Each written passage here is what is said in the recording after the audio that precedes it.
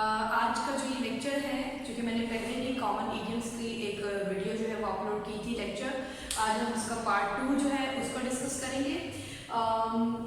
First of all we have to keep the wolf from the door.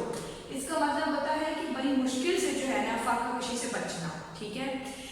They had to sell their home just to keep the wolf from the door, यानी फाकाकशी से बचने के लिए उन्हें अपना घर बेचना पड़ा। Leave no stone unturned. Last lecture में हमने इडियम डिस्कस किया था टू स्ट्रेन एवरी नर्व। इसका भी वही मतलब है, हर तरह की कोशिश करना, हर तरह से। They left no stone unturned to find the missing child. Make neither tail nor head, यानी जब कुछ पल्ले ना पड़े, कुछ समझना है। I could make neither tail nor head of what he told me, यानी जो भी उसने मुझे बताया मुझे कुछ समझ नहीं आया। At 6s and 7s का मतलब होता है जब आप परेशान होते हैं, आप कश्मकश का शिकार है, कॉन्फ्लिक्ट में है। He was at 6s and 7s regarding the choice of his profession, यानी वो किस प्रोफेशन को चूज करे। To hit the nail in the head का मतलब होता है जब आप वही काम करें जो करना चाहिए था, सही काम करें। He hit the nail in the head by letting everyone know who was the real culprit, यानी असल मुजरिम कौन था ये बताकर उसने बिल्कुल दुरुस्त किया। Put a spoke into the wheel का मतलब होता है जब आप किसी के काम में रोड़े अटकाएं, यानी किसी के काम को मुश्किल कर दे उसके लिए। Do not put a spoke into my wheel by discouraging me, यानी मेरी हौसला शिकनी करके मेरे काम में रो रहे मत अटकाए। To keep one's head out of water, ये भी वही है कि जब आप बहुत ही मुश्किल से अपना गुजर बसर कर रहे हैं और कर्ज से बचने की पूरी कोशिश कर रहे हैं। It is very difficult for the poor का मतलब तमाम गरीब। It is very difficult for the poor to keep their head out of water, ठीक है। गरीबों के लिए बहुत ही मुश्किल होता है कर्ज के बगैर गुजारा करना। To aboard from the blue का मतलब होता है नागहानी आफत। The sudden death of his father was a bolt from the blue for him. To blow one's own trumpet, इसका मतलब होता है जब आप अपने मुंह मियां मिठू बने, खुद ही अपनी तारीफ करें। You are always blowing your own trumpet. Full stop. You should let your actions speak, यानी तुम्हारी कारकर्दगी खुद बोले, बजाय इसके कि तुम अपनी तारीफ खुद करते रहते हो। To be all ears का मतलब होता है जब आप मुकम्मल तौर पे किसी चीज पर अटेंशन देकर उसको सुनते हैं, यानी पूरी तवज्जो से। The students were all ears to the teacher. To cut a sorry या to cut a poor figure, इसका मतलब होता है जब आपको किसी जगह पे अपनी किसी हमाकत की वजह से शर्मिंदगी का सामना उठाना पड़े या किसी भी वजह से शर्मिंदगी का सामना करना पड़े। He had to cut a sorry figure at the stage as he was not prepared for his speech, यानी वो तकरीर के लिए तैयार नहीं था, इसलिए उसको शर्मिंदगी का सामना करना पड़ा। To feel indisposed, इसका मतलब होता है जब आप तबीयत जो है आपकी नासाजगार हो। He was feeling indisposed, that is why he could not attend the meeting. To give vent to का मतलब होता है जब आप इजहार करें, स्पेशली गुस्से का। It is not a proper thing to give vent to your anger in front of everyone. हर एक के सामने गुस्से का इजहार करना कोई खास मुनासिब बात नहीं है। Add fuel to flame का मतलब क्या? Add fuel to fire, वो भी कह सकते हैं आप। इन दोनों का मतलब होता है जब आप जल्दी पर तेल छिड़कते हैं, ठीक है। He was already furious, यानी वो पहले ही गजबनाक था, आग को भूला हुआ था। And his friend abused him. Full stop. This is how he added fuel to the flame, यानी वो पहले ही गुस्से में था, ऊपर से उसके दोस्त ने उसको गालियां दी, जिसकी वजह से जल्दी पर तेल छिड़कने वाली बात आग। अच्छा, in the prime of life का मतलब होता है जवानी में, यानी कि youthful age में।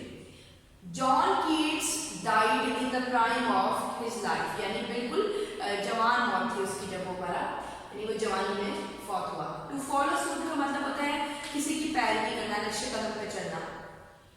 He chose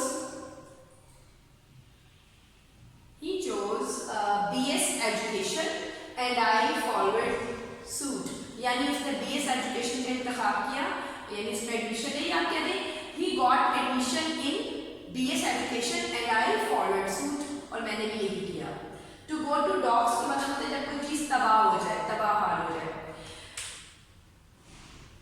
Our cultural heritage has gone to dogs just because of the negligence, ठीक है, लापरवाही की वजह से हमारा जो सकाफती विरसा है वो तबाह हो गया है। किक द बकेट का मतलब होता है फौत हो जाना। The old man kicked his bucket last night, यानी बुरा इंसान जो था, वो बुरा बंदा, वो रात को फौत हो गया। और मूनशाइन का मतलब होता है फर्जी बातें करना, सिर्फ फर्जी बातें। Whatever he says about his success is all moonshine, यानी सिर्फ फर्जी बातें हैं, हकीकत उसमें कुछ नहीं। विली विली का मतलब होता है जब चाहे ना चाहे आपको काम करना ही है। Willy nilly comma I have to accept this proposal, ठीक है, मुझे इस प्रपोजल को एक्सेप्ट करना है। टू द बैकग्राउंड का मतलब होता है मुकम्मल तौर पर, मुकम्मल तौर पर, जैसे हम एक और इडियम भी है through and through, out and out. He is a gentleman to the backbone, यानी मुकम्मल तौर पे शरीफ इंसान है। Okay, then we have a narrow escape. A narrow escape का मतलब होता है बाल बाल बचना, ठीक है। He had a narrow escape in the car accident. And then we have break the ice, खामोशी को तोड़ना, यानी सुकूत को खत्म करना।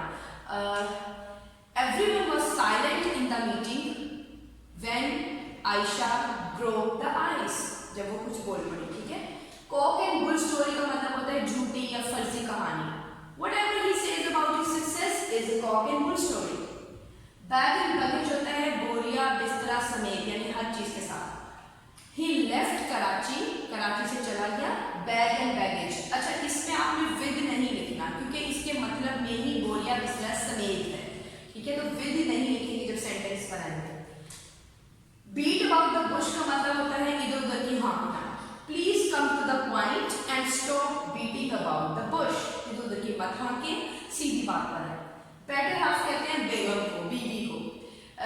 Being a gentleman comma he is always polite towards her his better half, अपनी बेगम के साथ उसका रवैया हमेशा अच्छा होता है। एन एप्पल ऑफ डिस्कॉर्ड और ए बोन ऑफ कंटेंशन, इन दोनों का मतलब सेम है। इन दोनों का मतलब है तनाज़े की वजह, यानी फसाद की जड़, और दोनों के लिए हम सेम सेंटेंस बना सकते हैं। This piece of land is a bone of contention, या this piece of land is an apple of discord between two brothers, या आप कह दें Kashmir is an apple of discord between Pakistan and India. Kashmir is the bone of contention between Pakistan and India. And the last one is capital punishment. Capital punishment का मतलब होता है सजाए मौत। The murder was sentenced to death, जैसे हम कहते हैं ना सजाए मौत दी गई उसके, तो उसके लिए हम कह देंगे he was given capital punishment as he was a murderer, चूंकि वो एक कातिल था तो उसको सजाए मौत दी गई। ये जितने भी हमारे काफ़ी इम्पॉर्टेंट इडियम्स थे इन 2 लेक्चर्स में मैंने उन सबको कवर किया है। उम्मीद करती हूँ कि आप सबके लिए जो लेक्चर्स थे ये यूज़फुल रहे होंगे और एक रिवीजन भी हुई होगी। इसके अलावा बहुत जल्द मैं आप लोगों के साथ इस तरह के इडियम्स के भी एक लेक्चर शेयर करूँगी जिसमें तमाम वो इडियम्स होंगे जिनके मतलब बिल्कुल सेम है। जैसे आप देखें बोन ऑफ कंटेंशन और एप्पल ऑफ डिस्कॉर्ड के बिल्कुल सेम मतलब थे, और इस तरह के इडियम्स शेयर करने का फ़ायदा ये होता है कि बहुत जल्द ही आप बहुत ज़्यादा इडियम्स जो है उनको मेमोराइज कर लेते हैं अंडरस्टैंडिंग के साथ। अपना ख्याल रखें, दुआ में याद रखें। अल्लाह हाफ़िज़।